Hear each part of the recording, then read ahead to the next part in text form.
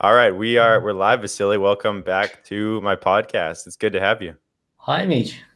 For those of you who don't know Vasiliy, he's a freelance Android developer.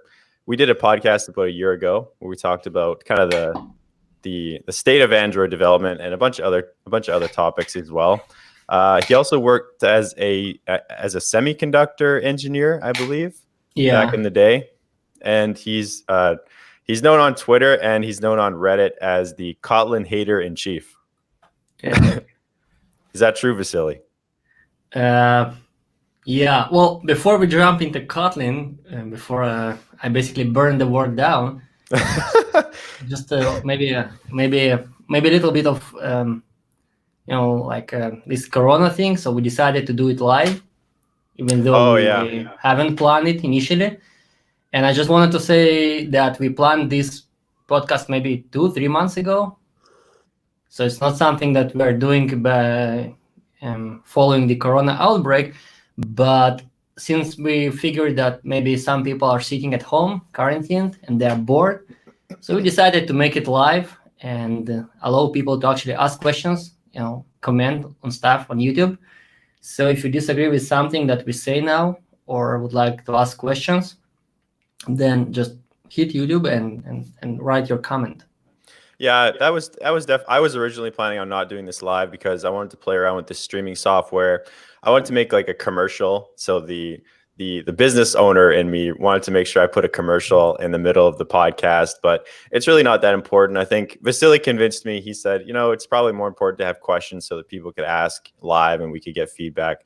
So yeah, we decided to do it live for the people. So I hope you guys enjoy. So Vasiliy, you have some stuff that you wanted to talk about, some soft topics, some non-technical topics. Exactly.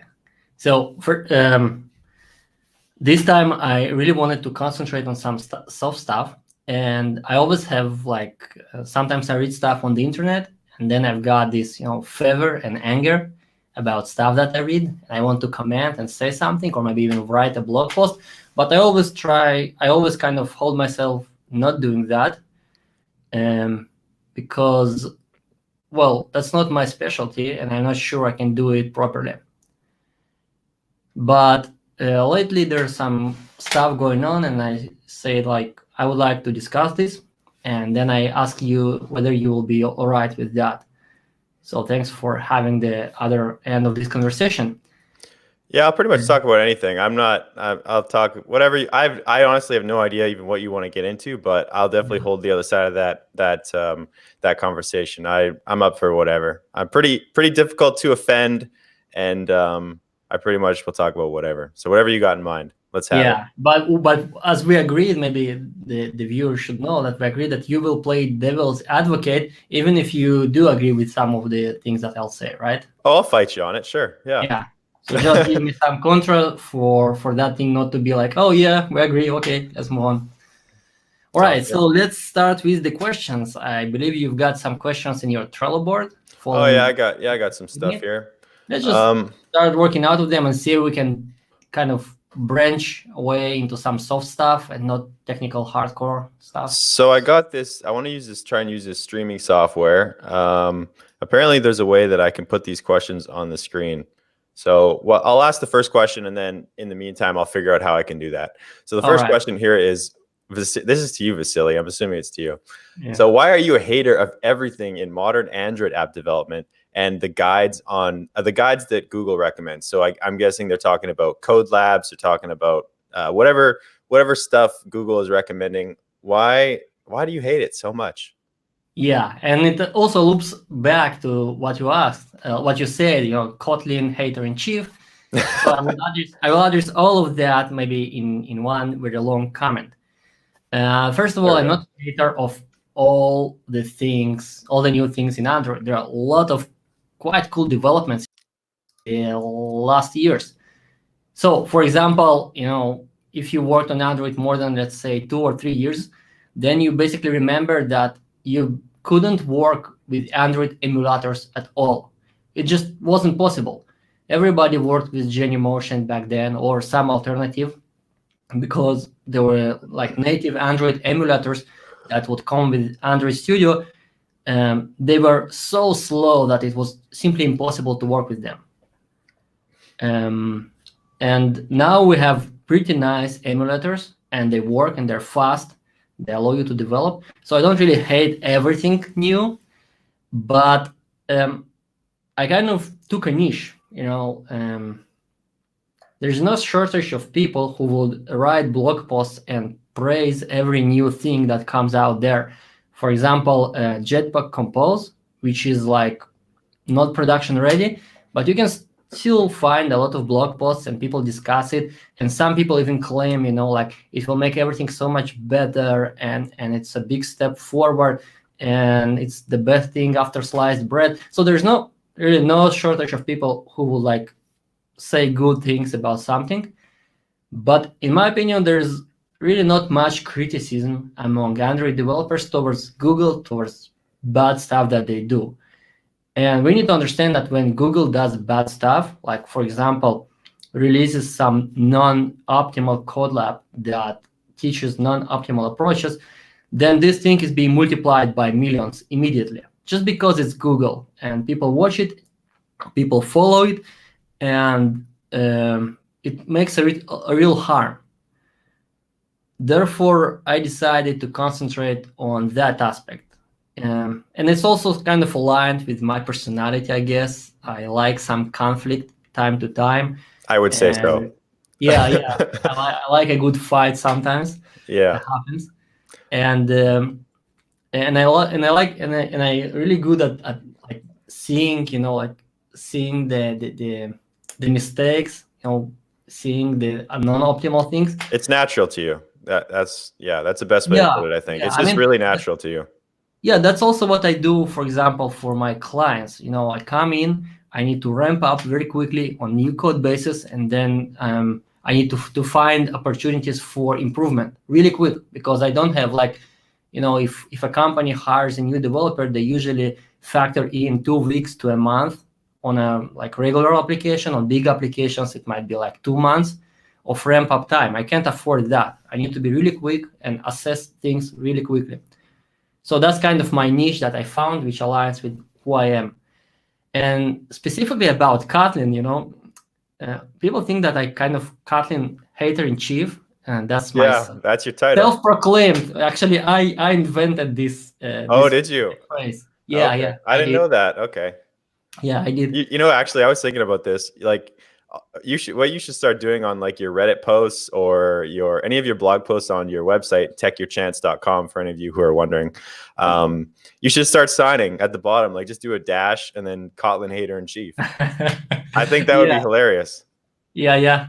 Well, part of it is just plain open trolling, right? Yeah. So of I course. kind of play with some people who are very, very aggressive about promoting Kotlin, but part of it is undeserved, because if you go and read that post that I wrote about 3 years ago, I believe, where I compared Kotlin and Java, and basically I argued that switching to Kotlin in 3 years ago wasn't a good idea in many cases.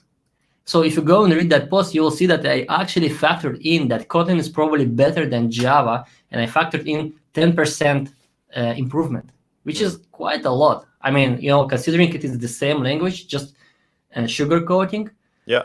Factoring in 10% actually means that I already anticipated that Kotlin will be better than Java. What I did say, however, back then, and that's what's being very misrepresented. I'm not sure it's intentional. I think it's emotional thing. People just read it and people love Kotlin.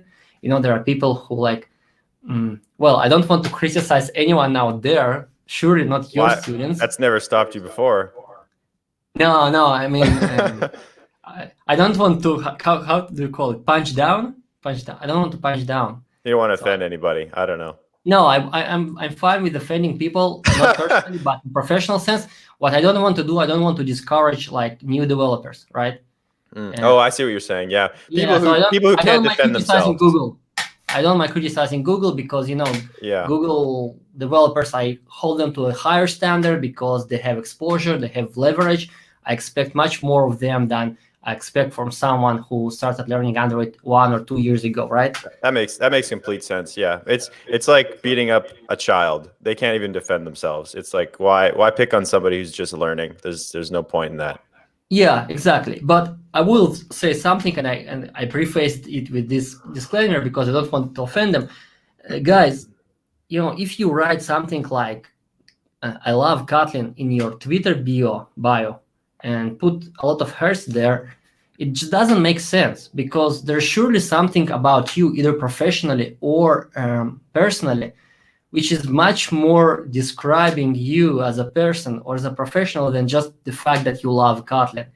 Yeah, like why are you tying your identity to a programming language? Yeah, unless it's your professional field. So if you are advocate for JetBrains, or you have Kotlin courses, or you have Kotlin book, or whatever, I mean, if it somehow promotes your professional interests or some kind of your personal interest, then sure, go ahead, do that. But otherwise, like, I see a lot of relatively new developers put that thing in their bio, and it just doesn't make sense.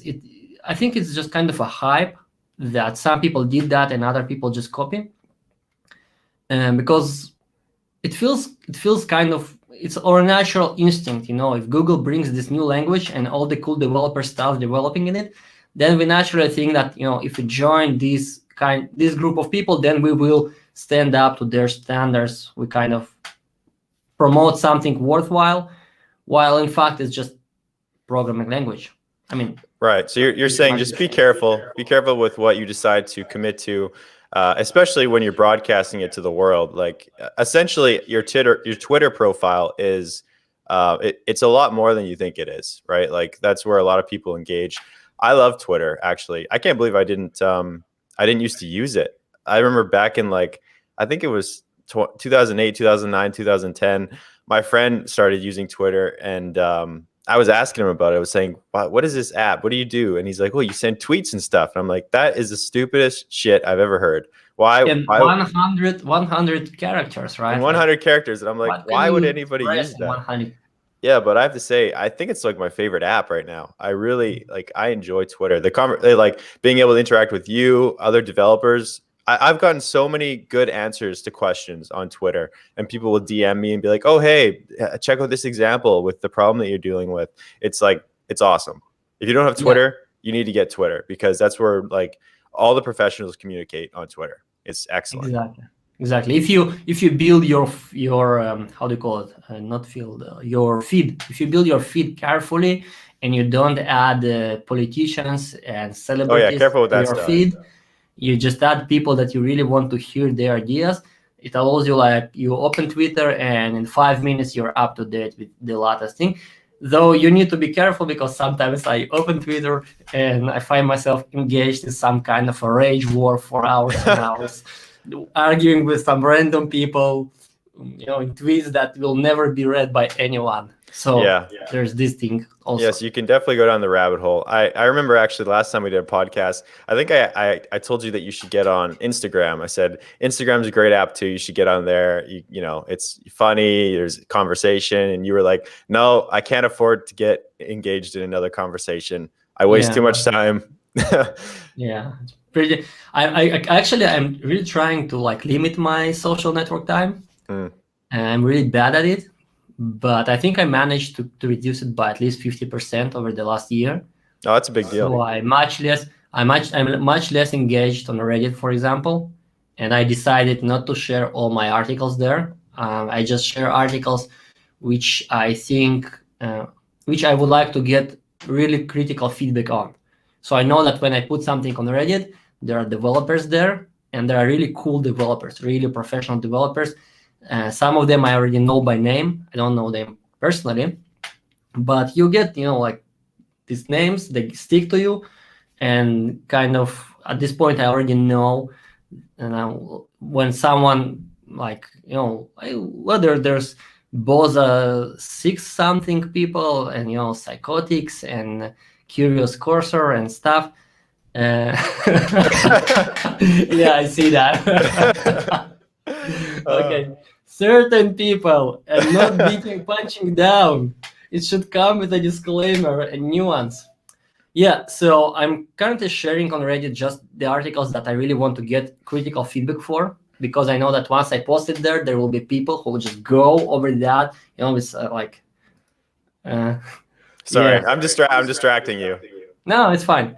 They will go and they will X-ray my article, and every single bit that is wrong, they will kind of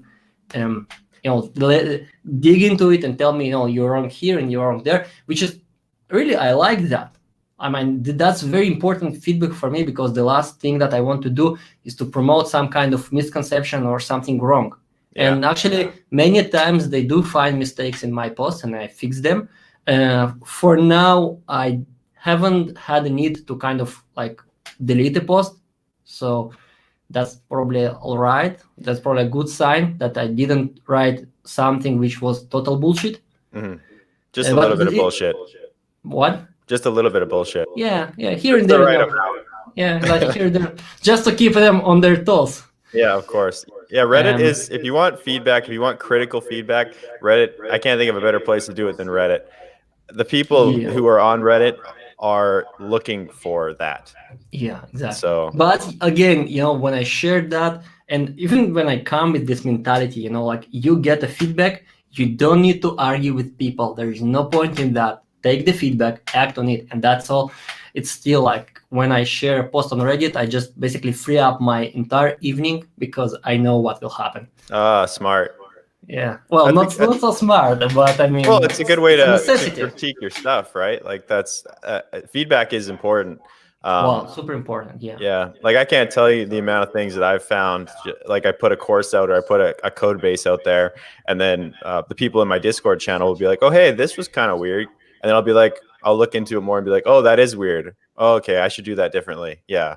It's just the quick feedback saves you, makes you a much better developer, much faster. Actually, I think feedback is something that you would pay money for. I would pay money for, in many cases. Apparently, my audio is echoing. About feedback, because it's really important in my opinion. Basically, you need feedback to get better, right? So really, feedback is something that I would pay for in many instances. And the fact that people on Reddit, for example, provide their feedback basically for free, they spend like crazy amounts of time reading my articles, going line by line, pointing out issues and telling me that I'm stupid. I actually like that. It's very important. And in my opinion, people very often offended by feedback. For example, when I did this Dagger thread, remember it? The Dagger thread. Yeah, on Twitter. A blog post? Oh, the Dagger thread? I don't know if I remember. There's honestly so many things that you post that become very confrontational. So it's pretty hard for me to remember like one specific one. It doesn't sound like a compliment now. Hey, there's nothing wrong with that. Yeah, I mean, I wrote, Google released a new code lab for Dagger. And then I went through this code lab to see like what they are teaching. And it was totally not all right. It was really bad practices that they taught there. Poor code, I do remember that now. I do remember that. And I got astonishing amount of comments saying that, well, you've got some valid points, but the way you deliver this feedback is absolutely blah blah blah blah blah blah blah. And when I heard that, I was like very curious, like, why does it matter how I deliver this feedback? For example, when I have students on Udemy in my courses, and some of them put 1-star review, like the worst review you can put on Udemy, and say like, you've got bad accent. I don't like your accent. Well, I can get offended by that, of course, if I choose to, or I can learn from that and try to improve my accent. And if you work on an application and some users start leaving 1-star reviews on Google Play and say, basically, your application is shit. I lost all my data. You crazy fuckers, I hate you, die. Well, that's offending, right? You can get offended by that. Yes. But if you get enough reviews of this nature because people, well, they are emotional, they've just lost their data, then your product manager will come to you and tell you like, look, Mitch, I know, this user is a dick, but please look into that. Maybe we've got a problem here. And that's what I see feedback is. It's not the responsibility of the person who provides the feedback to make this feedback accessible. I do agree though that making it accessible is much better. So if you can learn that, if you know that, if you're like have this emotional intelligence and you know how to put your feedback in a good form for it to be delivered effectively, efficiently, then it's much better. I do agree. However, the fact that feedback is delivered in like sometimes offending manner doesn't mean that you don't need to act on that, right?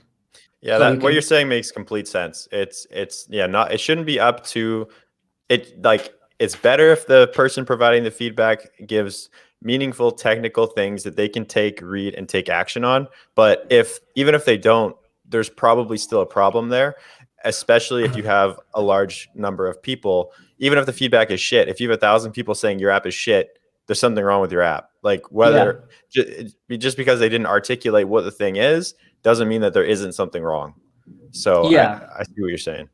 And even one step further, you can provide it's better if you provide technical details. For example, I try to provide as much technical details as I can, but I'm just doing that in provocative manner. And that Twitter thread, I intentionally wrote it very provocative because I figured out that if I just write another article saying, look guys, that's not optimal, it will not reach anyone.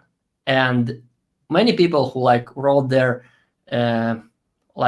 you should have chosen other way, they just couldn't realize that the only reason they actually heard my feedback, they read my feedback, they saw that thread in their Twitter feed was because it was provocative, because it was written intentionally to invoke this kind of reaction. So yeah, I think feedback is very important. I do not in any way diminish the value of being emotionally intelligent, of taking people's feelings into account if you can manage that. But again, it comes down to to your personality. Much of this you cannot learn, or you cannot learn easily. And if you think that I'm kind of harsh and direct, then let me assure you that my current state is the state after a lot of work. So I read all these books, how to make friends and influence people, soft skills. There's book anti-Carnegie, so kind of how not to become manipulator, and Jordan Peterson's 12 rules for life. I've got entire library of books around soft topics because at some point I realized that I'm kind of not very good with people, so I don't understand people, and I don't take their emotions like other people take them. So I worked on that. Still, I'm not there. I know that there's a long way to go, and I'm not sure I can close this gap because some people, they can do something. Like, if you're not very smart, no one can ask you to participate in math, get a degree in mathematics.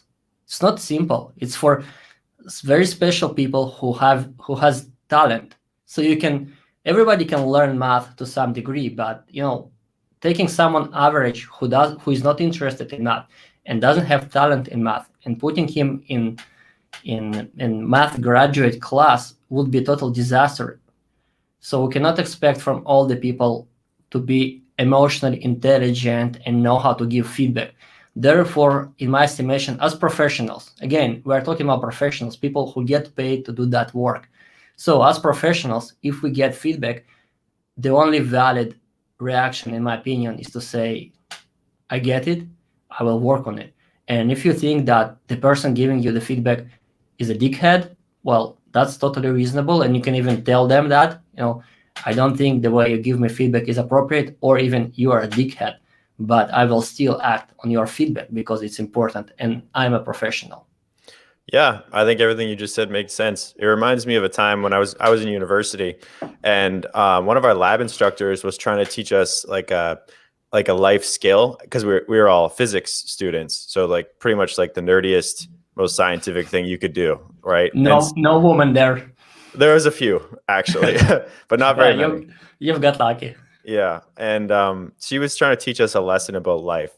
So she brought up this article about this. I can't remember which country it happened, but there was a bunch of scientists that their job was to analyze earthquakes in the area, and it was a high tourist traffic area. So their job was to analyze the earthquake risk and then decide whether or not the people should shut down tourism and send people home. So, and this is like an ongoing thing. So the people who run the tourist place were, and this is a famous thing, I just can't remember what the place was, like this actually happened. So the people who are running the tourist organization were saying like, okay, they knew like the scientists would come up and say, hey, we've got some stuff registering on our Richter scale, or whatever it is that they do, and they were saying like it's getting pretty high. And then the tourist people were like, do we need to shut down? And they were like, I don't know, probably about a 40% chance that there'll be an earthquake. And this is how a scientist answers, right? Their answer is in percentages. It's like, what kind of a chance? It's not an opinion. This is the data. This is the percent chance that this is going to happen. And then of course the guy running the place is saying 40%. Doesn't really know how to interpret that because he's like an emotional interpreter. He wants a yes or no. It not like a 40% chance, a 50% chance.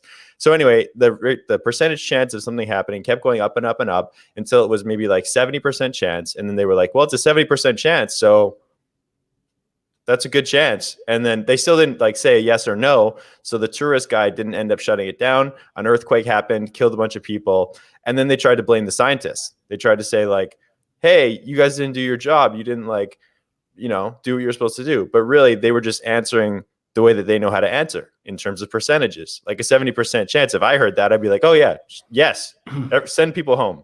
At 40%, I'd probably send people home. Yeah, exactly. So it's about this like this way to communicate and this difference in how people receive it and how people send it. And that's the same kind of principle here.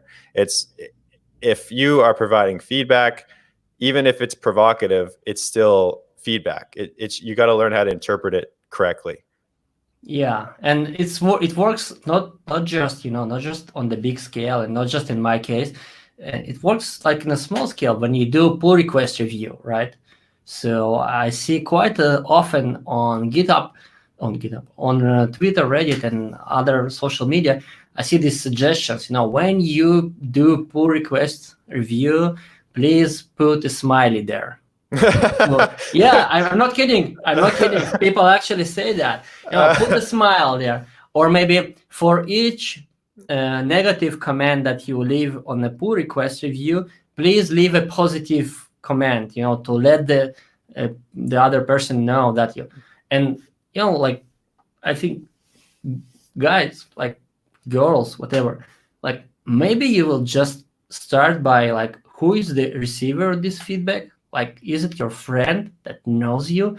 Does this person kind of like closed or open to feedback? Like, there's no single rule. And if you review my pull request and you put smileys there and you start saying, oh, how beautiful you wrote this single line of code, but here you could do, like, if you pull this kind of trick on me, I would be really pissed off. I would come to you and say, here, man, like Mitch, what's going on? Just let me know what you want me to fix, and we will discuss that. I don't need all this ceremony around that. You don't need to think about my feelings. Yeah, like just we are professionals. Just let me know what's wrong here, and let's discuss that.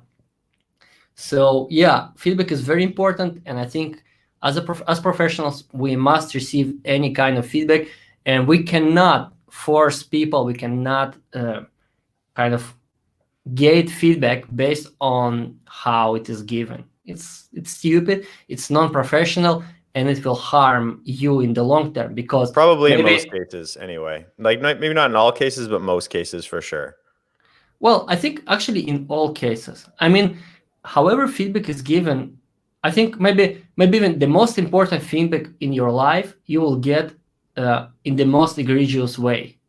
So it will be maybe your girlfriend leaving you and saying something really nasty. So like something that will stick with you for years. And in some cases that might be just her. And I'm saying her because like, well, I'm a man. Yes. So it works both ways. But in some cases it might be just her trying to hurt your feelings intentionally. But in other cases it might be really something that she couldn't tell you for a long time. And now when she's emotional, she actually lets that out. So if you take that, yeah, so if you take that and you act on that and you see how you can kind of incorporate that feedback into you, maybe that will make your life better. So you don't know. It seems to be like right now, it seems to be a cultural thing. Like people are very easily offended. You know, I think this is very strange because where I live, like in Canada, near Vancouver, it's not like that. Like, but everywhere I go, like on Twitter, on the internet, on the news, it seems like there's this, like, I don't know what you call it, cancel culture, and like people are getting offended, and then because they get offended, they like rally a bunch of people together, and then you like get like, I don't know, attacked. And I think this is like this cultural thing that we have right now, which is strange though, because like I said, where I live, it's not like that. Like everybody makes fun of everybody. Everybody says whatever they want to everybody, and very rarely people get like super offended. But I think this is, I don't know why, it's like a cultural thing right now. You got to be really careful with the way you say something to somebody. Got to say it in the right way. Add a smiley face after your sentence. Make sure to compliment them after you tell them that they're shit. I don't know. Yeah, I actually cringe when you describe the thing, this mode of communication. It's like, ugh. Yeah, give them a hug after you tell them that they're terrible at their job or something. I don't know. Yeah, and I think what you said just now is very important. We are like in this global info space, you know, Twitter, on YouTube, but we are not from the same culture, and our cultures differ substantially. So something which is like the norm in United States or maybe even in Canada will not be norm in Israel, where I live, and will not be norm in Russia, and maybe it will be like the opposite of norm in far east, you know, in Japan or China. So you should give like your fellow. I've had this interaction lately on Twitter when I wrote something, and some random person, I think it was a woman, wrote, well, this just doesn't make sense. And I wrote another tweet, and she said, oh, now it really makes sense. Thanks for explaining. And that's exactly, yeah. I mean, that's exactly the attitude that you should have. Like, you need to give your fellow human beings a chance to explain themselves, because there is always this barrier of culture and language, and whatever I mean and I say, you might interpret absolutely differently. So if you immediately jump to conclusion that I'm a dick, well, I mean, that just hurts our interaction and our ability to build stuff together. Especially important if you work on remote team. Just do not assume anything. I mean, one friend of mine sent me a screenshot of his pull request review. And Russians, they have this website. It's called govnocode.ru. It's literally shitcode.ru. So people send there all kinds of horror code. Something like daily what the fuck, you know, daily WTF but with code. website. Yeah, and with daily WTF also has code, but there's just snippets of bad code, one after another. And someone made a pull request review of his code and wrote, this code should go to govnocode.ru. And I'm like, oh, dude, it's so rude. And he said to me, well, it's cool. We all do that in our company. That's how our pull requests look like. If you write shitty code, you will get this kind of commands always. And they actually like that. They'll tell you where to put your shitty code. Yeah, you know, a bunch of high testosterone men working on some cool product, and they don't have time for bullshit. And if you are too weak to work with them, they will call you out and you will leave. And people say, I would like that. Like I like that kind of interaction where it's like you do something and you get feedback, and it's almost comical how direct the feedback is. It's like, that's shit. Here's why it's shit. or maybe not. That's maybe not even why it's shit. Just that's shit. Go fix it. And it's funny. And I don't know. I like that kind of feedback. And in some sense, it's even a compliment, right? Yeah. Because basically it says that the person who gives you this kind of feedback is kind of sure that you will be able to handle this kind of feedback, that you will not break under it. So I will not, when I review code of some developer, or sometimes people send me links with like, could you please make a review or tell me what you think? Well, guys, in most cases, I just ignore them because I don't have time to review like all these things that you send on me. So sorry for that. I'm just one single man trying to make a living. But sometimes when I have, like a window of time, I will go and look at it. And in these cases, I'm trying to be really, really, really, really cautious with my feedback because I don't know who receives that. And again, I wouldn't like some new developer who is very excited and, like get hard by my feedback. Mm-hmm. So in these cases, I'm not giving my honest feedback. In these cases, I play the game. And if that will be a professional setting, I would consider myself not doing my job. But since it's not a professional setting, I'm all right with that. Yeah, you hold yourself back. Yeah. So you want to move on to the next Trello topic, or do you want to answer some questions from chat? What do you think? Well, where's the more interesting and funny questions? Okay, that's a good question. By the way, I don't see your picture. I'm not sure you're streaming it. Yeah, it should be me and you, right? I think you only see. Really, right now it should show both of us. Here, I'll ask the chat. Chat right now, in this moment, do you see both of us on the screen? No. Your half of the screen is black, and I see this progress indicator. Just so you know, I'm not sure it's the same on YouTube. Oh, okay. Yeah, chat. Let us know. They see both. It looks like so. It's just you. Must be your signal, maybe. Then no problem. As long as I hear you, it's okay. Okay. So I'll just read these Trello questions and see which one is more provocative, and then I'll read the chat questions also. Yeah, go on.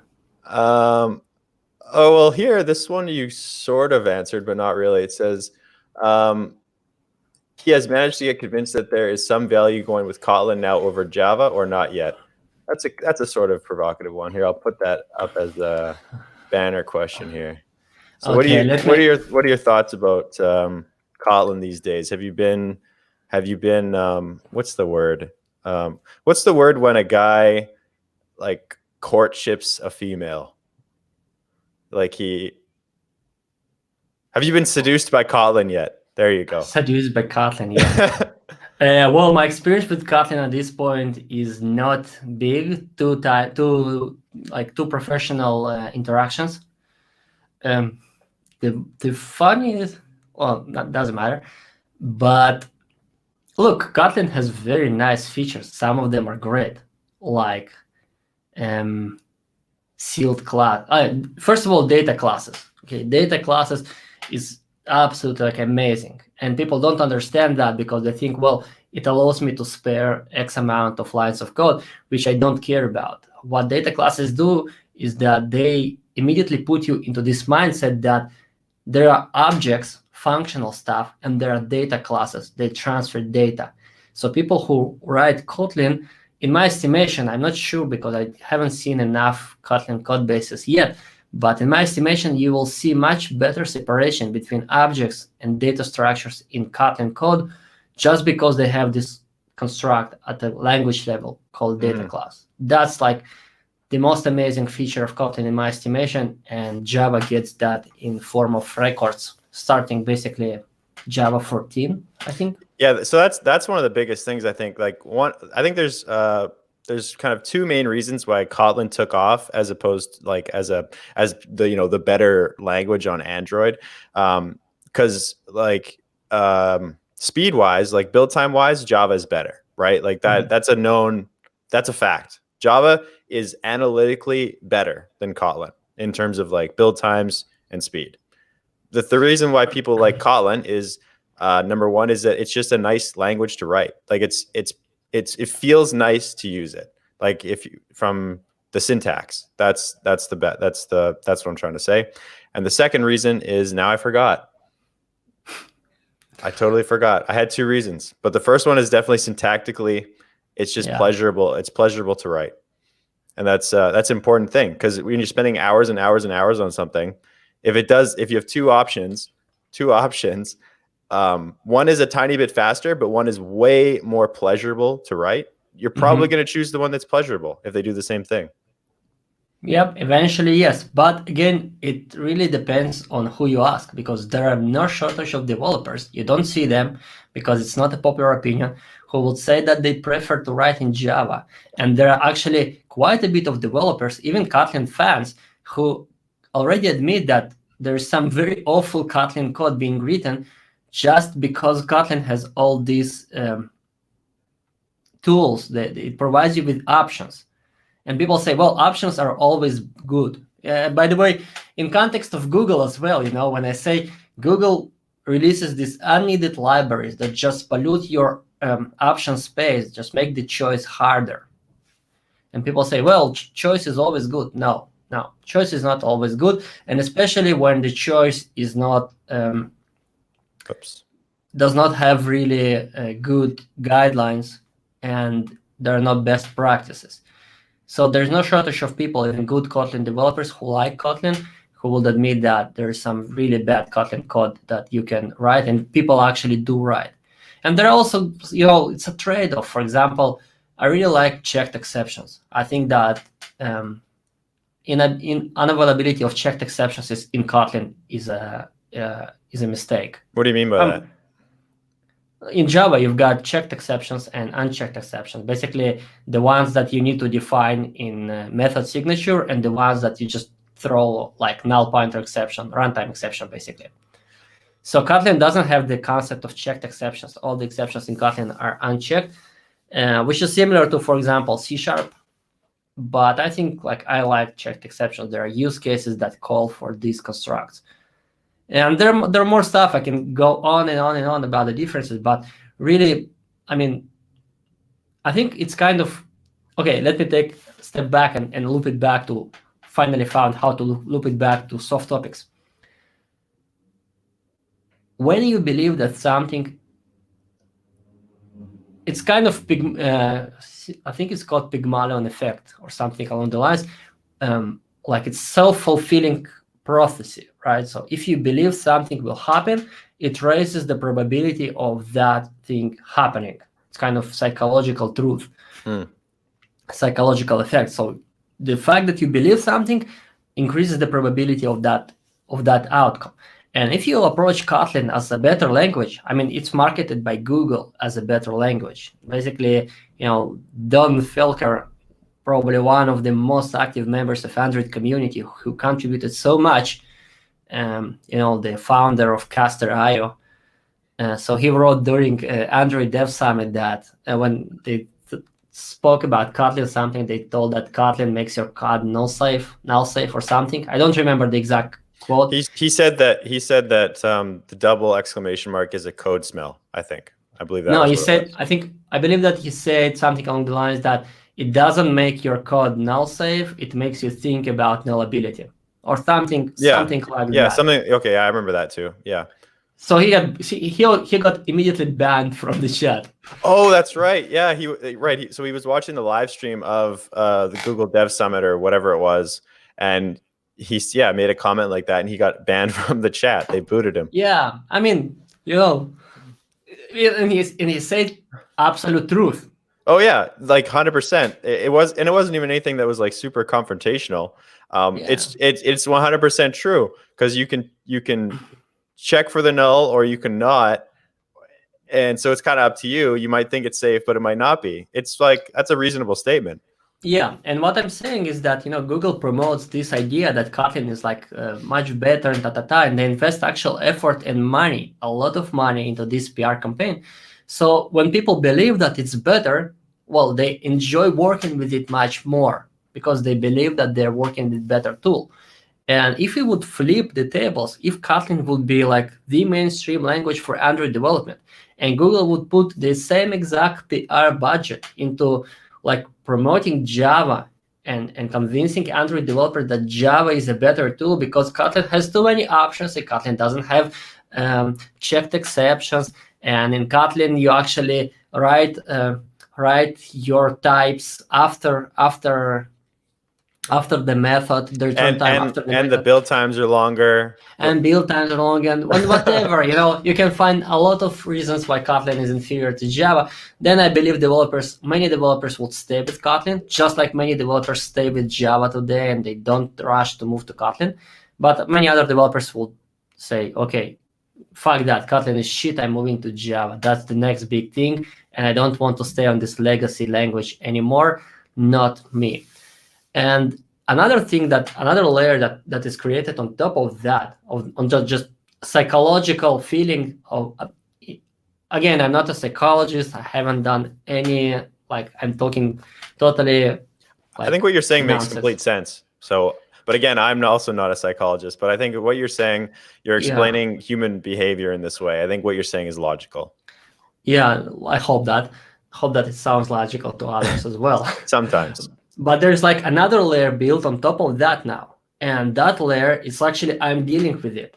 Like when I go to clients and I discuss with them, for example, one of my last clients, they're adopting Kotlin. So that's the funny thing the funny thing is that I'm Kotlin in chief, Kotlin hater in chief, but I actually currently helping one company who adopts Kotlin. And I kind of explain how coroutines work to them. So it's ironic, I think, a bit. So maybe your title isn't as deserved as everybody thinks, is what you're saying. Well, it has never been deserved because I never hated Kotlin. I mean, I don't associate feelings with programming languages unless it's JavaScript. Well, I think this could be easily misunderstood judging from your tweets and your blog posts. That's all. Yeah, I mean, I give Kotlin a fair bit of criticism. And actually not Kotlin, it's more about the ecosystem and tools, really. And if you read my post, you will see that. Basically, what I say there is that even if Kotlin is better language, and I believe that probably it is better language in some sense, but even if that's the case, just the tools and the retooling of the ecosystem is not worth it. And people told me no, there will be no retooling of ecosystem because Kotlin is 100% compatible. Well, you know what? We've got Coin for dependency injection and Kotlin for dependency injection now. And we've got Coil for image loading. And we've got coroutines and we've got Jetpack Compose. So, I mean, there is retooling of the entire ecosystem going on. And this retooling takes time. It takes effort from developers. And developers, this thing that developers tell, well, we like that Kotlin is so quickly evolving. We get new stuff all the time, but really, the time developers spend reading these new release notes and trying these new features, language features, in my estimation, there's just no way it will pay off in the long term. Most of them, you will either never use them or use them in very special circumstances, and it does not justify even spending 1 or 2 hours on this feature. I really hope that things I really hope that things mature and then slow down. That's sort of what I'm hoping for. I really like the direction that everything is going in, but I definitely don't like the rapid pace that new stuff is coming out. Because even for me, a person who I literally spend all of my time learning the new things. I'm not doing client work. Of course, I've got to build the courses, which takes time. But the research itself, I probably spend more time researching the new stuff than almost any actual developer, because that's my job. And I find and it's impossible for me to keep up with all the new stuff. I literally can't. I have to just choose things and then go down those rabbit holes and learn those things. So, I mean, I'm really hoping that things slow down. Maybe when Compose matures, coroutines are pretty great with Kotlin. I like those. So I'm hoping that things slow down and they kind of just stagnate a bit so that I can get my hands on everything and learn everything really well, because I don't see how this is maintainable, this speed of development. I believe that there is no, it's eventual outcome. It cannot proceed at that pace, especially once you've got backward compatibility to keep in mind and all these tools that you need to catch up with. Kotlin didn't actually become very popular outside of Android. Spring has outstanding support with Kotlin, but you don't see Spring developers moving to Kotlin en masse. So I'm really not convinced that Kotlin will become a thing outside of mobile development in its current state. But again, it doesn't matter because it's kind of no one knows what will happen. What's sure is that Kotlin is the future of Android, right? I mean, I can criticize Kotlin whatever I want, but once Google decided that it's the future, it's the future. And the only question is when you want to join, to kind of jump. When you want to join the club. Yeah, and whether you need to join it at all, because currently we don't know. There's this Flutter and Push setting, so maybe instead of migrating your code base to Kotlin, it's better to just wait to see what's going on. By the way, the court begins. There's a hearing in the Supreme Court of the United States starting sometimes, I believe, in 1 or 2 weeks. This is the Oracle thing. Yeah, Oracle versus Google, like the final. And this is in 2 weeks. Yeah, it starts 2 weeks. I don't know how long these processes take, but once they start, I believe it should be like a matter of several months until we get the decision. And the decision can really change, in my estimation. Again, that's just conspiracy theory. But in my estimation, the decision in this case can kind of change dramatically the course of our ecosystem. Well, I mean, I'm sure that played a big factor into why they're going so deep with Kotlin. Like they want to get away from Java to cover their ass, right? Like if this goes poorly and they have to get rid of Java or pay some huge amount of money to continue using Java, then having a backup or multiple backups is just the practical thing. Yeah, exactly. So it makes sense Google-wise, but again, like this, it's kind of like Google transferring this huge fine that they need to pay because theoretically they will need to pay due to their misconduct. They're just transferring, offloading part of that to their ecosystem, to us, to the businesses that they work with. So I wouldn't say that it's like it's a right thing for them to do. It's a logical thing for them to do. I wouldn't think that it's ethically right. I would think that it's kind of like making someone pay for your misconduct. Not good. But again, we don't know. Maybe Google will win this case, and things will just continue as they are right now, and everything will be fine. I'm kind of split on that, as you see, because on the one hand, I do believe that Google misconducted, and Oracle are in the right to ask for these ramifications.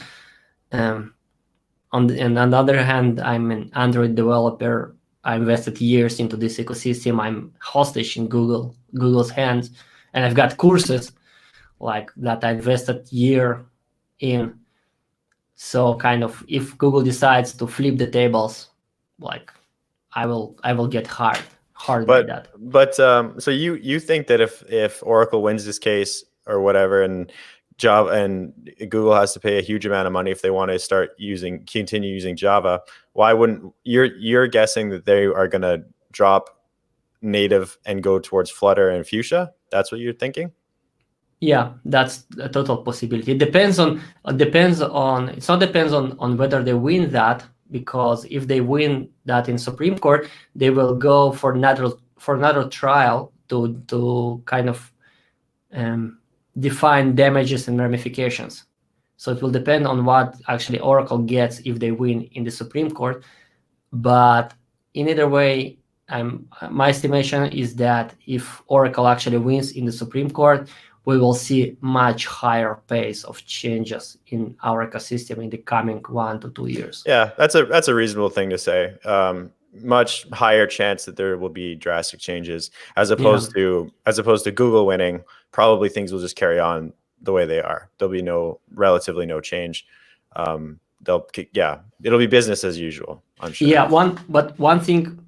Well, if you already, how did we get into this topic again? I don't know. I like these. I like these conspiracy theories personally. Yeah. So I would like in my perfect environment right now would be you, 5 glasses of whiskey in, and then we get to hear all the real conspiracies.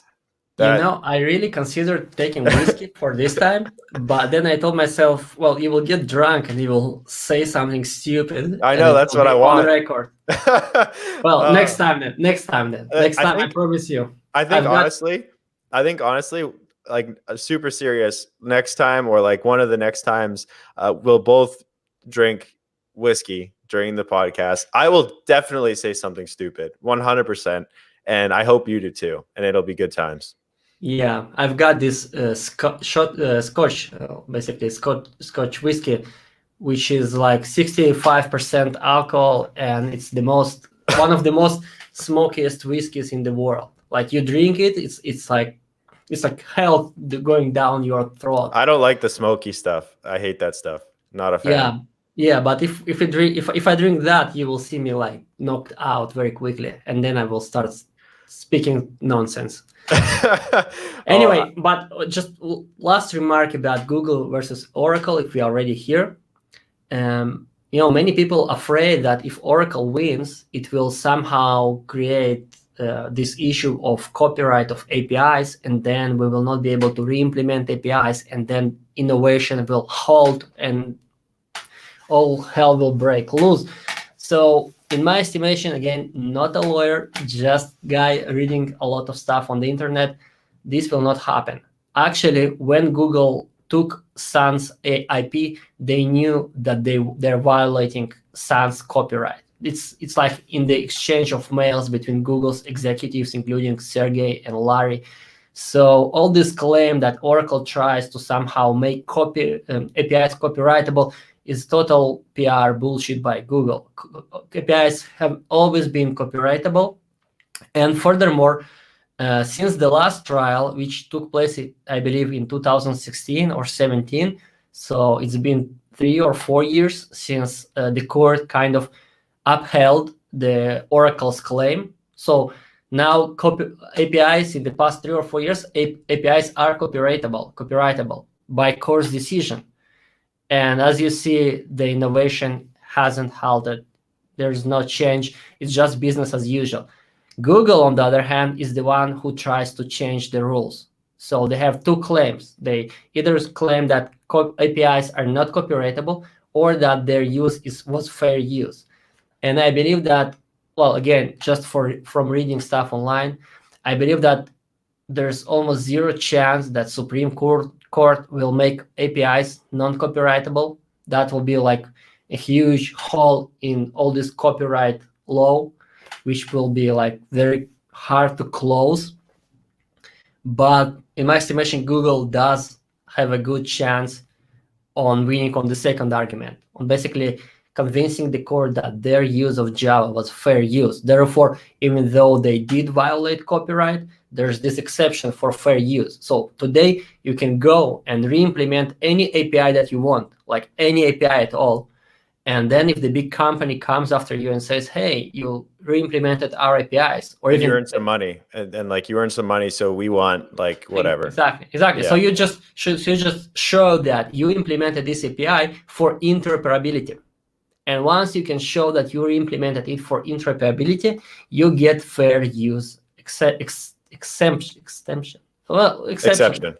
Yeah. So you basically are not that's kind of in copyright law that fair use is allowed. And Google got in trouble in this case because specifically they broke interoperability with Java ecosystem. Android applications can't run on Java. So that makes sense. That's super logical. Yeah. So just folks, don't be freaked out if Oracle wins or Google wins on fair use, but copyrights are deemed copyrightable. That's the state currently. That has been the state of the affairs in the past. I don't know how many years. So nothing will happen to our industry. We will be totally all right. If Google wins the copyright, the API copyrightability stuff, then I think things might change. That might be disruptive. If Google wins. If Google wins on the copyright, on the API copyrightability. So if they win on the fair use, then it's basically just court saying, in this specific case, your use of Java APIs was fair use, so you are all right, go on. But if court says, you know what, we think APIs in general shouldn't be copyrightable, Yeah, So you're saying that might be a problem. you mixed up what you said. Yeah, I think you said it backwards. So if Oracle wins the copyright issue, right? If they say that what Google did was not fair use, then that would be drastic change. No. On the contrary, if Oracle wins the issue, it just matters as usual for the industry, but Google will need to transfer a big chunk of money to Oracle and potentially also share their control over Android ecosystem in total. So that's a big problem for Google, but not for the industry, because Oracle basically claims exactly what's the law today, and it has been for many, many years. But if Google wins, and Google can win again in two situations, either the Supreme Court says that all APIs are not copyrightable, so you cannot claim copyright over API. And that's not very likely in my estimation, because that goes against current law, and that will create basically a hole in copyright law itself. Like a big exception to point to.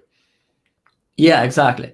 And on the other hand, they can say, no, APIs are copyrightable. So whatever the law now, we do not change that. But in this specific case, we think that Google's use of these APIs is actually a fair use. So they get one-time specific exception. And that's totally different stuff. Then Oracle gets basically nothing, and the industry is not disrupted. And we are fine. My knowledge remains kind of relevant. Well, I'm not really scared about my prospects. I will find what to do. Yeah. But I mean, yeah, whatever. Just feels like I don't want to waste another year or two learning new stuff just because Google owes a lot of money to Oracle. On one hand, it would probably be a good thing, because when there's chaos, like there's usually a lot of money to be made. Like, yeah. But on the other hand, it's like, now I have to start over. Damn. Yeah, exactly. Like, I mean, I'm too old for that shit. Well, you're not that old. How old are you? You gotta be like 30, 35? 34, yeah. Yeah, so you're not that old. You're a young man. All right. What's next on our list? Let's this other question on Trello says it's a question about flows. I don't know. I've only just started experimenting, like flows and channels. I've only just started experimenting with them, so I don't know if I would give a good enough answer. I would say that I like them, but other than that, I wouldn't want to give anything technical. I don't know about you. Have you experimented with flows and channels yet much? I haven't worked with flows at all. Flow, I mean, it's probably the framework, the flow framework built on top of coroutines. Yeah. That's the one we are talking about. Yeah. I haven't worked with that. I haven't looked into it, and I hope never meet it. Just like I hope never meet RX Java again. Okay. Well, I'm not a big fan of all this reactive paradigm. I mean, reactive in the sense of RX, not in the sense of reactive, because reactive, when you write a callback, basically observer design pattern, you are being reactive. I guess, yeah. But there's this concept of RX, which is like reactive extensions to languages. And as far as I understand, Flow framework basically mimics RX extensions in Kotlin on top of coroutines. That's my understanding. That's all I know about this framework. Yeah, sort of. And again, all I would say, I've played around with it a bit. I like it personally. It's very similar to live data, other than you can do some extra things with it. You have the ability to build channels, which is so a flow is, think of it as like live data. It's an observable stream of data. You can build these channels that you can feed the flows into, and then you can observe the channel output. So that's a pretty cool thing, because essentially you can have like a bunch of observable things, a bunch of flows, feed them into the channel, and then just observe the one output of the channel. So I think that's a really cool thing. Other than that, I wouldn't say too much about it, because I just haven't spent enough time on it, and I don't want to sound like an idiot. So I'm gonna keep that to myself. That's my job. now let's. I'm gonna go through the comments, and we'll just see if any asked any questions. I don't want to spend too much time on here today. I was hoping to spend about an hour, so we could just answer the questions, unless you have some other topic that you wanted to bring up. No, let's start with questions and see if we can kind of bring them into soft topics. Okay. Let's see here. A lot of hellos. What are these activities? What are these activities I can engage in to improve my coding skills? That's a broad question. You want to have Writing code. Yeah, I mean, in general, you got to write a lot of code. You got to sit down and you got to spend a shitload of time on the computer writing code. That's like, there's not really any way to shortcut this. Everybody's always looking for the best way or the most optimal way. What language do I start with? What do I do? Do I start with algorithms? Do I start with, it doesn't matter. Like, it really doesn't matter. I think you have to start writing code. It's like time spent. You got to clock the hours. At some point, like, I mean, maybe if you've got maybe 1.5 years of experience, it doesn't make sense to just write code anymore. You need to kind of read books and get into more high level stuff, start exploring this concept of design architecture. There's a lot in there. But if you're just starting, forget about everything. Just sit down, find some interesting idea or project or whatever you want to do. Just write the most shitty code you will ever write, because you know what? Even if you read 100 books and you sit down, then you will still write shitty code that you will hate after 1 year. So 100%. Yeah, and like, just to add to what Vasiliy said, one way to go is so I think there's 2 ways to go. One way is to just jump into it and write and accept that you're going to write the shitty code and just give her. And then later in your career, like a year in, 2 years in, start researching like the architectures, data structures, the best practice ways to do things, and then start doing that. That's one way. The second way is to start with the books, start with the architecture, start with the data structures, and then start writing code. The second way is much slower. You'll learn way slower if you start with the books, start with the technical stuff. If you start by just doing stuff and then go back and then later learn the architectures, the data structures, all the best practices, you'll learn way faster, and it'll be way more fun. It'll be way more fun, because reading books about things that you have no idea what the fuck people are saying is very discouraging and not fun. Don't do that. Just start building things. That's exactly. There's almost no book today. I mean, there used to be all kinds of books about languages. Maybe there are still today. I'm not sure. I mean, I never bought one book, because in my estimation, in the era of internet and podcasting, and where you've got your channel and Florian's channel, buying a book to learn Java or Kotlin sounds like, I mean, like, why would anyone do that? Copy paste from Stack Overflow, that will be all right for you to begin with. But then there are books like on design and architecture, as you said. If you read them and you don't have some kind of initial understanding about code and the nature and the physics of code, how the code works and stuff, you will either not understand anything at all, or you might misunderstand something, which is like even worse. Yeah, it's almost pointless. Like that way is not the way. Don't do that. No, just start writing code. It's so fun. Yeah. Next question here. One question I have: you were not a software engineer, but now you are one of the best. From knowing much about Android to knowing so deep about Android APIs, how did you get this good? What was the process? I don't know who he's talking about, either me or you, but we could both take a shot at it. Okay. I put this on the screen? There we go. From Pratik. If it's me, well, I definitely not considering myself one of the best. I met some guys, and one girl, who I think like are the best. But I do know a lot, and basically, again, it's just kind of personal thing. I very like going down these rabbit holes. So, for example, when I find a topic, I don't jump into all the topics. So, there's new framework, I don't give a shit. There's new thing, don't give a shit.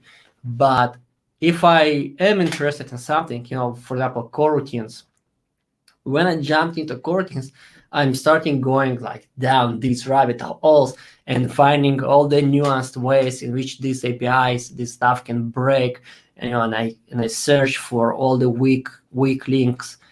And additionally, I read a lot of books. Really, like, I invest a lot of time and money into self-education. I'm not video courses guy, by the way. I'm doing video courses.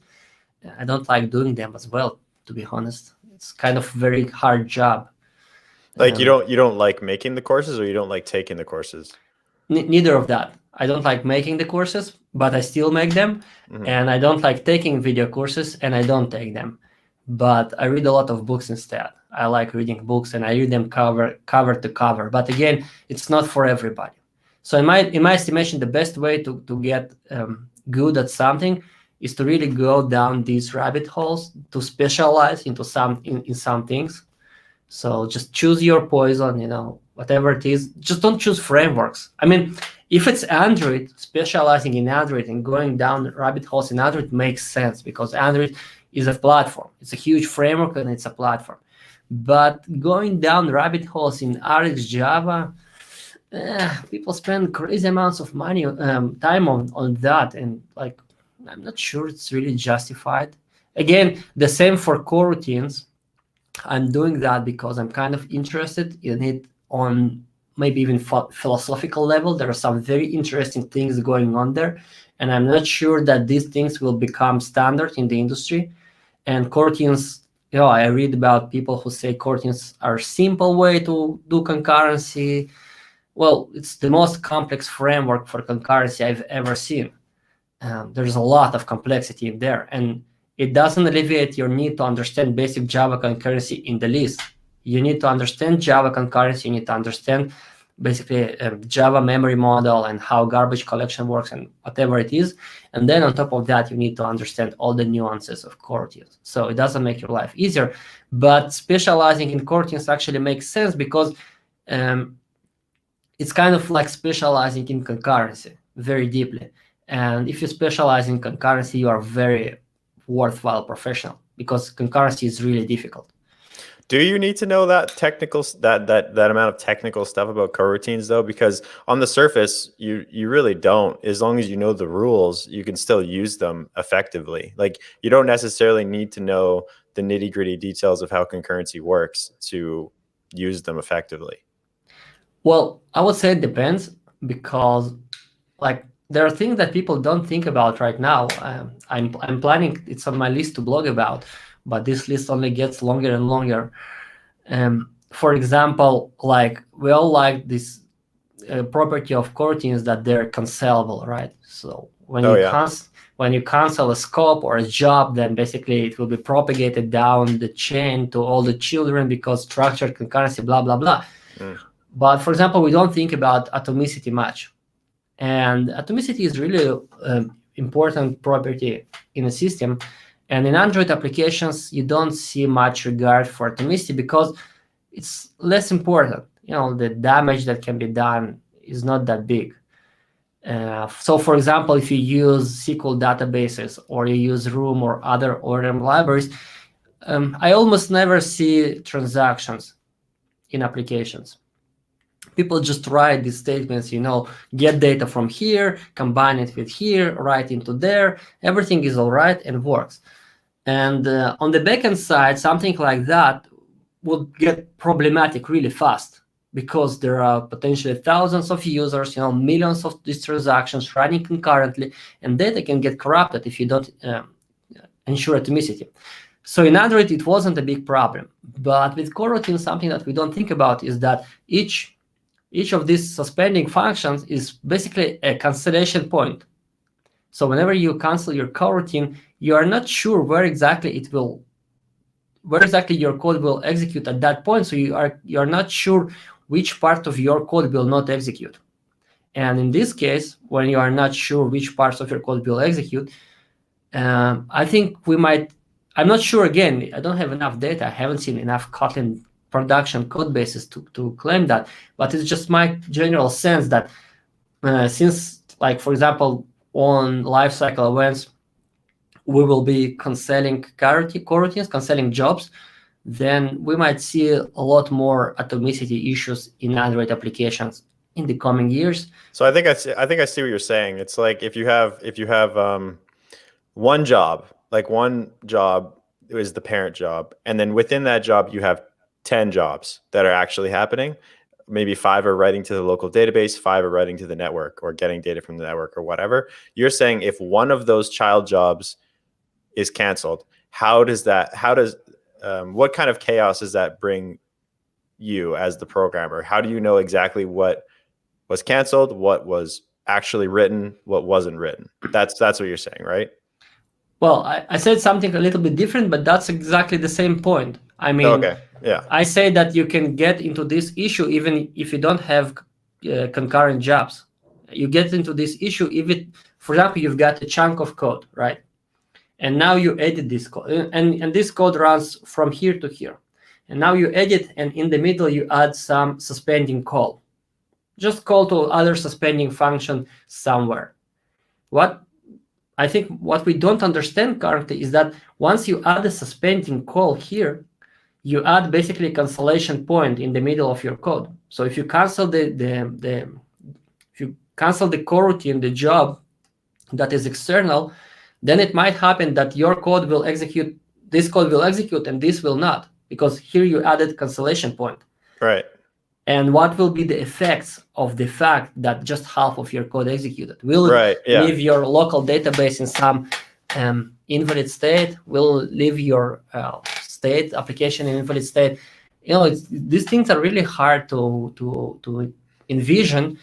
But just the fact that you can add suspending call and implicitly add cancellation point, in my estimation, will produce some negative side effects that we will observe down the road. Right. All right. What was the original question? Oh, right. The how do you know it's how do you know so much? It was like Sorry. Right. Okay. So his answer was, well, you heard his answer. What's my answer? So you're not a software engineer now. You're one of the best. Okay. Again, I also don't consider myself one of the best. From not knowing Android to now knowing deep APIs, what's the process? Yeah, it's just like it's time, and it's like Vasiliy said. You can't look at everything. Like there's just too much. So choose your rabbit holes and go deep down those rabbit holes. And then that's it. Cause it's really like choose a rabbit hole and spend a lot of time on that. And then you inevitably know it. There's no like secret.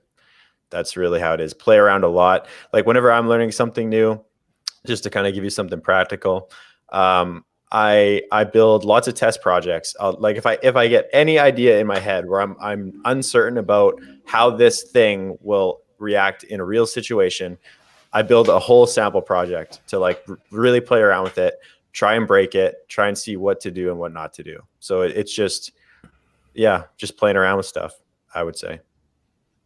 Next question. Let's see. And by the way, just last comment on that. When you described your approach, I thought about something. If you can find a mentor, like be careful with your mentors. But if you can find someone on your job who you think is a good developer, just basically stick to that person, see what they do the same. And if this person is ready to provide you feedback in any form, tell you that you are dickhead, stupid, and worthless human being, but also explain to you how to become better, then take that feedback, say thank you, and act on it. That's actually the quickest way. If you can find someone, and I had very good mentors in hardware stuff, not in software. Software, I'm kind of self-taught, but in hardware stuff, I had very good mentors, and that allowed me to progress very quickly, like much quicker than you could ever do reading books and watching videos. How would you say, what do you think is a good method to find a mentor?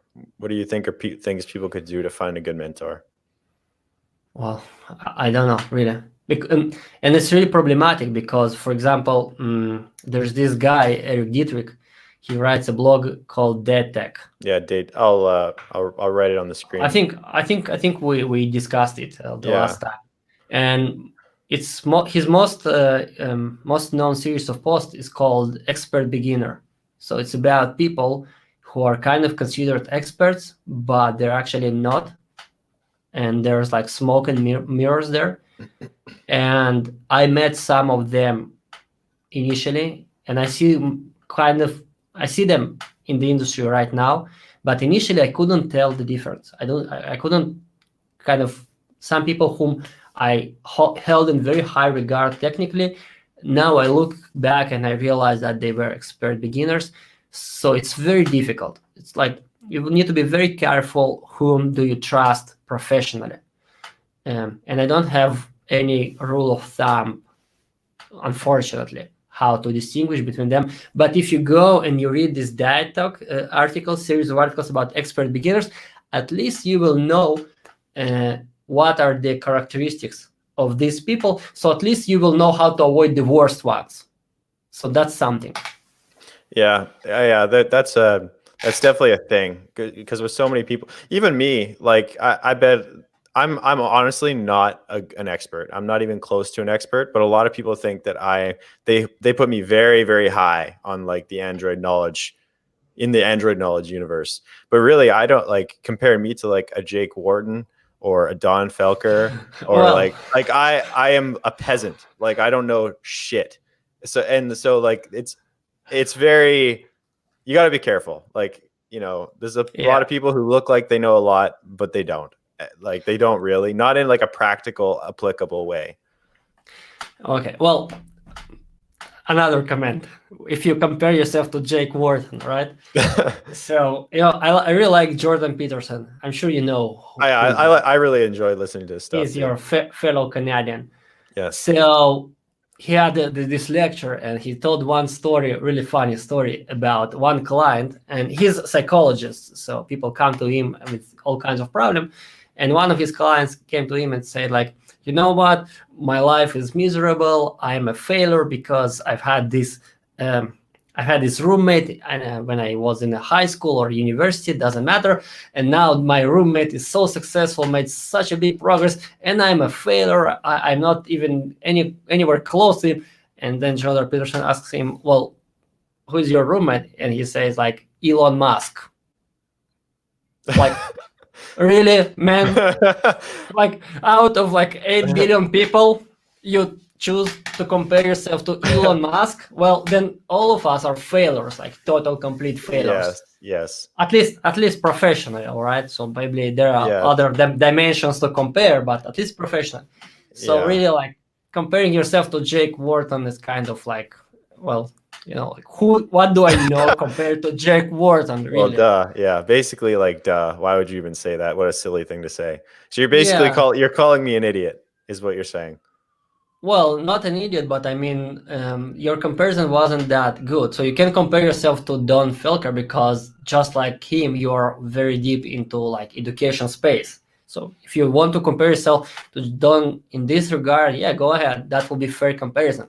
But Jake Wharton, I mean, you know, like there are geniuses out there. And if you compare yourself to genius, then you will always, I mean, again, it gets back to this notion of there are some characteristics that you're born with. I believe that, okay? That's not kind of truth, but I believe that. You're born with something, and you've got some talents. And some people have great voice and they sing. When I sing, people bleed from their ears. So it's not my talent. And Jake, except for the fact that he's probably investing a lot more time than an average developer out there, he surely got some talents. But well, the guy is just like incredibly sharp. So like, it's not fair to compare yourself to Jake Wharton. Right. That's just what I'm saying. I got you. All right, next question here. Let's go with this one, because then I can plug my courses. So it says, hello, about unit integration and UI tests. Where's the best place to start? Well, as a matter of fact, you could go to codingwithmitch.com. I'll just share my screen here. Share this one. Hopefully that works. Guys, go to codingwithmitch.com, and I got a number of tests for you. I got unit testing. So I'm going to show you how to write unit tests with JUnit, JUnit 5, Mockito, MVVM, Room, Dagger 2, and a little RX Java. If you want to know espresso tests, so UI tests, you can go and watch my UI testing course for beginners right here. If you're wondering what the course is all about and you want a little taste, you can just click the course demo right here and see what that's all about. And I also have an advanced UI testing course with, again, espresso. So if you want to learn unit tests, there you go. I don't know if you have any unit testing courses. Do you, Vasiliy? Yeah, I do. But currently I'm just sitting here, green, jealous about your site. Like it's so beautiful. Is it? You really like it that much? Yeah. It's especially surprising that I think you built it yourself, right? It's not WordPress. Yeah, I built it myself. It's a Django website. Yeah, it's simple. It's simple. It looks good. I like it. That's what I try to achieve with my blog, but currently I'm quite far from that. Recently, I changed my theme. Well, yeah? I changed. I should tell a friend who helps me. Alex changed the theme. Here's Vasily's blog, techyourchance.com. In case the thing blocks it, so you can't see techyourchance.com. So yeah. Anyway, I'm just thumbs up on your blog. It looks very, very professional, very simple, very I like products like that. I was going with I wanted it to be simple. As a matter of fact, I was thinking about doing some refactoring this year sometime to make it even simpler. Because simplicity. I think simplicity is a beautiful thing. What? That was beautiful saying. Simplicity is a beautiful thing, and it's actually true as well in software. There's kind of cult of complexity. People brag about how they can write coroutines or Java code or whatever it is to make it I can push so much complexity into this several lines of code. And I don't think that's what software should be about. In my opinion, good software is boring. I mean, when you read good code, it always looks like you could write that. Mm-hmm. You read that it reads like a book, or maybe even like a accountant statement. Like everything is in place, everything is structured. You don't even think about it. You just read it. You don't pause to think what this thing does. Everything is clear when you read that, and the only way to achieve that is simplicity. And Alexey Shipilov, who is maybe not very known in Android community, but he's very well known in Java community in general. So he wrote a tweet saying, basically, I don't remember the exact quote.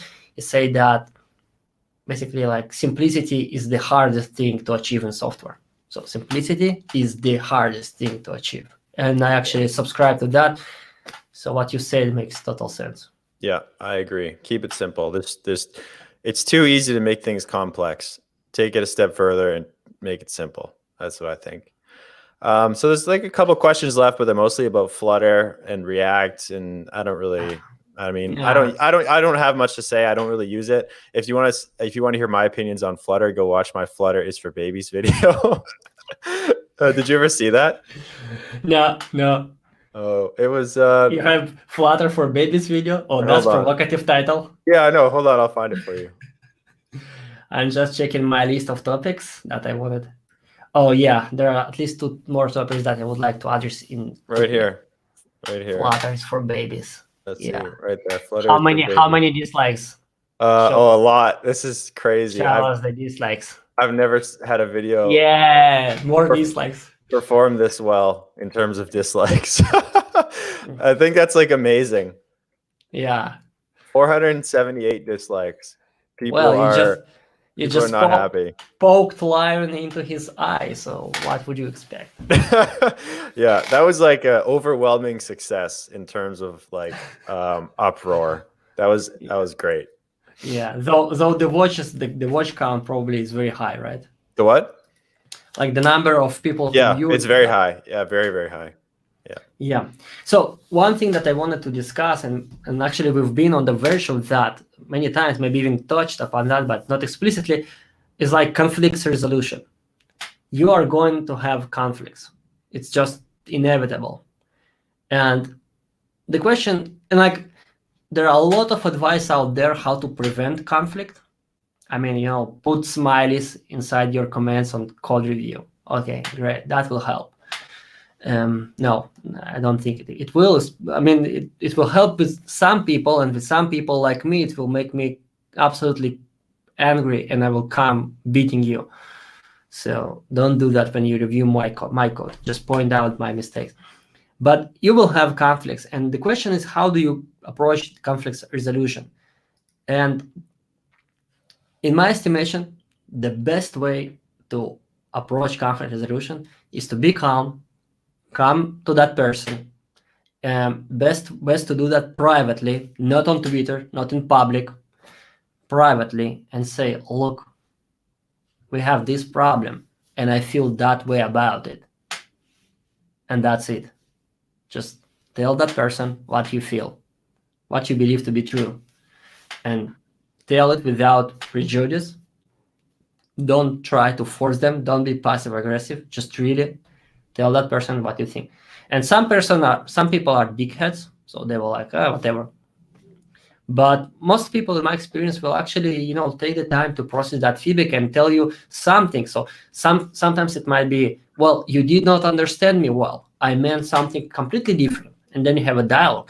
And sometimes that might be, well, look, I really meant that, but I didn't want to hurt you. Like, let's see, like, I will try to rephrase. In some cases, they will say, well, look, yeah, I understand that you're hurt, but it's my feedback. That's what I think. So, like, I can't change anything about that. Sorry. And again, just the fact that you even if you don't have any resolution, just the fact that you discuss the problem makes it like so much less of a problem, and it earns you enormous respect, professionally and personally. When you get to someone and you tell them privately, guy, look, guy, girl, whatever, see, I've got this problem. And I think like it's related to you, and I don't want to have this problem anymore. Let's try to solve that. Even if the person tells you like fuck off, literally fuck off, they will start respecting you, and they will have in the back of their mind that that thing that they did was a problem for you. And if they're not sociopaths, they're not psychopaths, they will probably try to avoid that in the future. So, I mean, don't. And it gets back to the kind of feedbacks that I get, like people write all kinds of passive aggressive stuff on me and say like, kind of like, how do you say it? Tell that I have some, motives that are not explicit, hidden motives, like. Oh yeah, hidden agenda. You have a hidden. Yeah, agenda. exactly, hidden agenda, or I try to promote something. I'm all right with that, but sometimes I really do mistakes, and sometimes people tell me like, that wasn't good, and sometimes I need to apologize. And when I need to apologize, I try to do that like to the person, really mean that. And sometimes I've got like, there was one developer who like, we've got very heated arguments on Twitter about something. I don't remember even what was that. But after that, I got an inbox message, and he said like, look, we have disagreements, but I really respect you. And I tell, well, I didn't even think that we have any kind of problem. Like, disagreements are all right. But still, I could be offended and something. And the fact that he wrote that makes me respect him much, much more. So just go ahead. And if you feel any kind of conflict, don't be passive aggressive. Don't kind of accuse people. Don't scream about that on Twitter. Surely, just go straight and talk to that person. And if you can't talk to that person, write them an email, write them inbox in Twitter. It gets resolved once you expose the conflict. Usually, in most cases, in my experience. So, what do you think about that, Mitch? How's your conflict resolution works? Conflict resolution. I agree with like, you should definitely not say nothing. Like, you should say something for sure. Well, that's never been a problem for me though. I'm not like a person who avoids conflict, so it's like it's natural to me to instantly be like, hey, I don't agree with that, right away. That has gotten me in trouble in my life before many times also, especially during school. It could be like disruptive, like, you say, no, that's stupid. Or like, it just comes out of me. I don't even think. It's like, I don't think before I even say it. So it's not a bad thing, but just make sure, I guess, that you don't rub somebody the wrong way by doing something. But in general, I don't think conflict is a bad thing. If you do have some piece of conflict, say your piece, say like, didn't mean to offend you, but if they're still offended, like, some people are still going to be offended. There's nothing you can do. They're they're just going to be offended no matter what. So I would say, like, after you say your piece, walk away, and who cares? Like, if they're still mad, whatever, fuck them. It doesn't really matter. Like, that's all I would say. Unless you've made some real damage, right? Yeah, unless you've really done something, like you were, that you did something that you shouldn't have done, and you said, then of course go out of your way to like really make sure that it's right, or make sure that everybody around you understands that you understand what you did was wrong. But if it's something that is like subjective and somebody's mad, if you apologize, I think that's as far as you need to take it. Because if they're still upset about it, what can you really do? There's no point in worrying about it. Just move on. Yeah, that's also something that I learned very late in my life. There's some people who will take offense, or maybe will be not all right with who you are anyways, whatever you say. Yeah. So at some point you just need to let it go. Yeah. And the last thing that I wanted to discuss is Android community, actually. What do you think about Android community, Mitch? I really like the Android community. I actually think the Android community is quite like incredible. Like it blows me away how involved everybody is. Like if you go on Reddit, if you go on Twitter, Instagram, I talk to people every single day on Instagram, like quite a lot of people. And it's just, yeah, it seems I always am like, wow, these people put a lot of time and do a lot of things that for nothing, just to help the rest of the community. And I think that it's great, and I'm amazed by that. Yeah, I mean, it just constantly blows me away. I don't know what else to say. I guess because Android development is so fragmented and so difficult, and there's so many things, so many gotchas, so many nuances, that it's almost like you inevitably have to be that way if you want to succeed. That's my guess. Yeah, I mean, if people look for something that I can openly and wholeheartedly give Google credit for, is that they know how to create and sustain a community. And I really think we need to be careful about what we define as community, because after all, we're all very different people, different interests, different motivation, etc.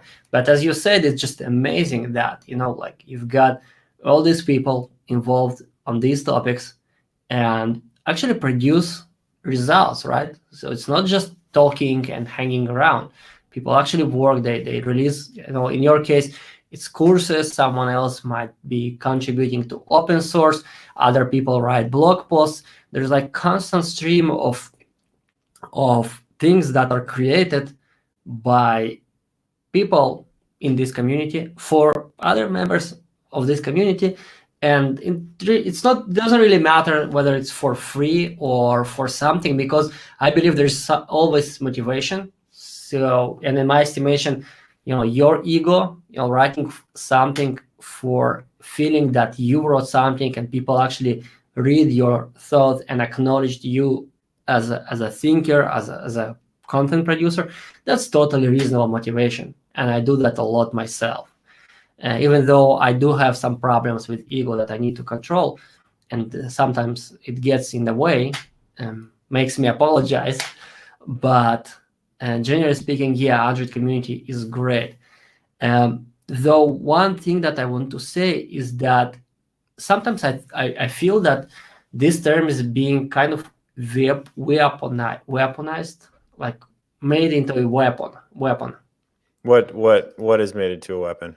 This term Android community. So sometimes I hear people like, it's totally personally for me. You don't get that probably, but I get comments like, like, you make the community around you toxic, something like that. And I'm just trying to think. I'm taking these comments very seriously, and sometimes they come from people whom I consider to be friends, or at least not enemies, right? People who are kind of interested in giving me proper, real feedback. And as I said, I take feedback in any form that it comes. So if people say, like, you make community around you toxic, I take it very seriously. And I thought about it quite a bit.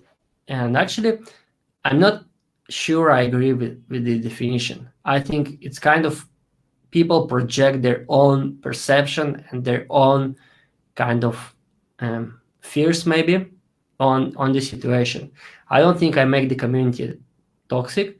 I do think that I make the community, well, not community, I make this very small group of developers inside the community who, let's say, read my blog or take my courses. And that's really small group. There are millions of Android developers out there, a couple thousands of them, maybe 10,000 of them really take my opinion as something worth listening to. So it's really a small group.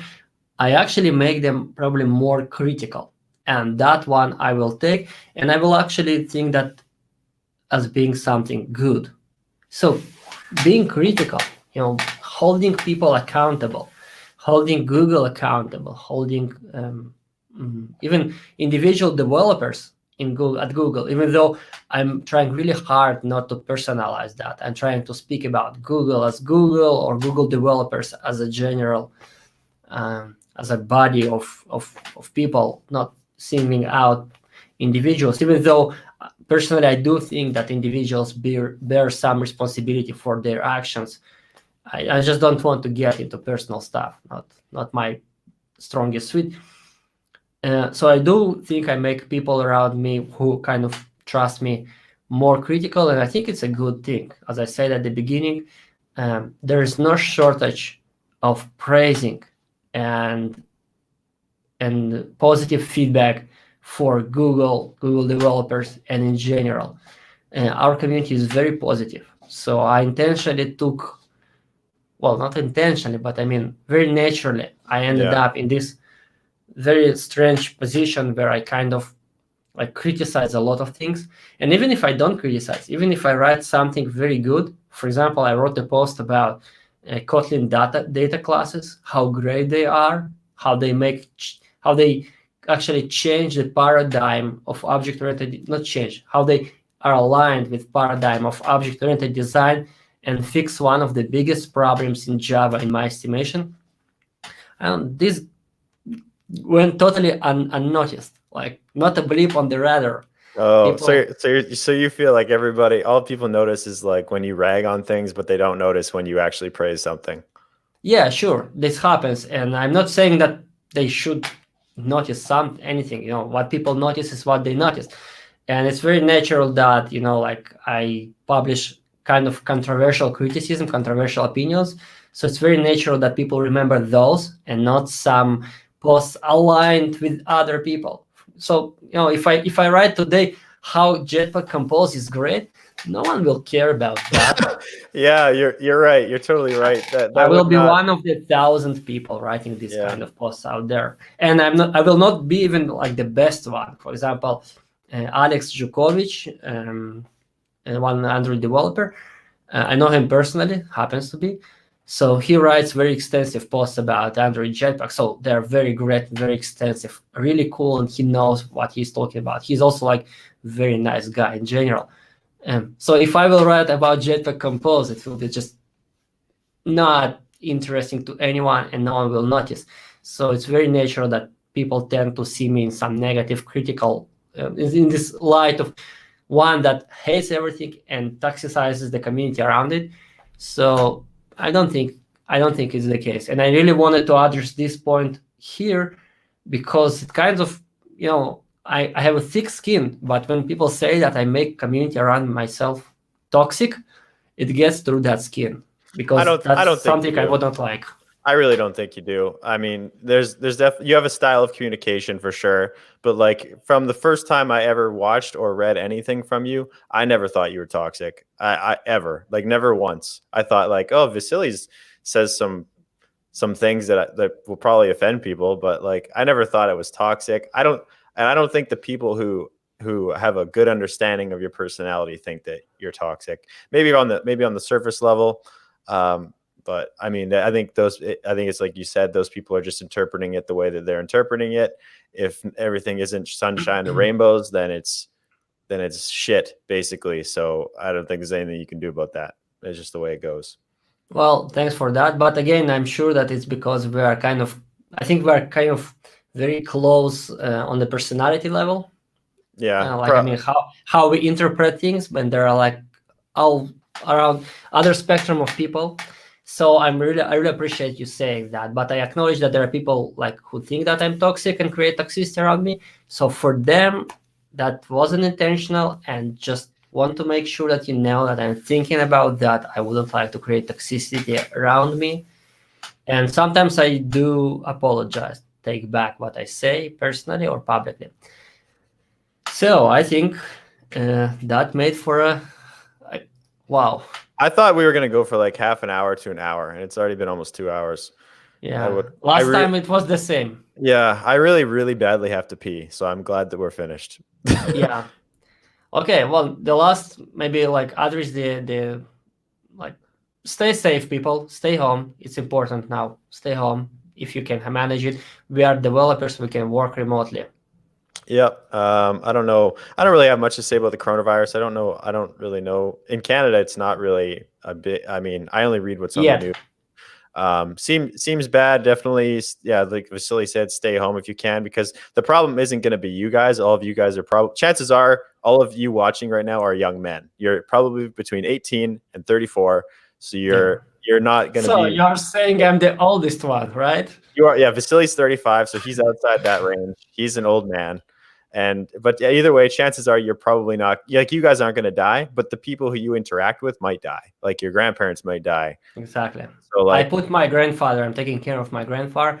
He is on self-imposed quarantine for 2 weeks, long before like official guidelines in my country caught up with that. So at least take care of your elders. That will be great. Yeah, your job isn't to not get sick to keep you good. It's don't get sick so that you don't get your family sick. That's what you should be worrying about. Exercise and take walks outside. So your mental health and your physical health are also important. I know Mitch exercises every morning. So that's like, well, yes, I don't know how you do that. That sounds like a super high self-discipline for me. It's not really a big deal. I just go to bed early, and that shit just happens. Yeah. Well, that's why you have so many good courses and you produce so much content. CodingWithMitch.com. You are self-disciplined. Check it out. And that's great. Okay, Mitch, as always, it was like really cool to talking to you. Yeah, we'll do it again. We'll definitely do it again. Yeah, thanks for being like responsive and joining to this conversation. Next time, I promise we'll talk about hardcore technical stuff. Sounds good. I got a whole list. I'm ready to go next time. Right, and I will have my whiskey. All right. Okay, have a good one. Thanks everybody. Goodbye, everybody. Bye-bye.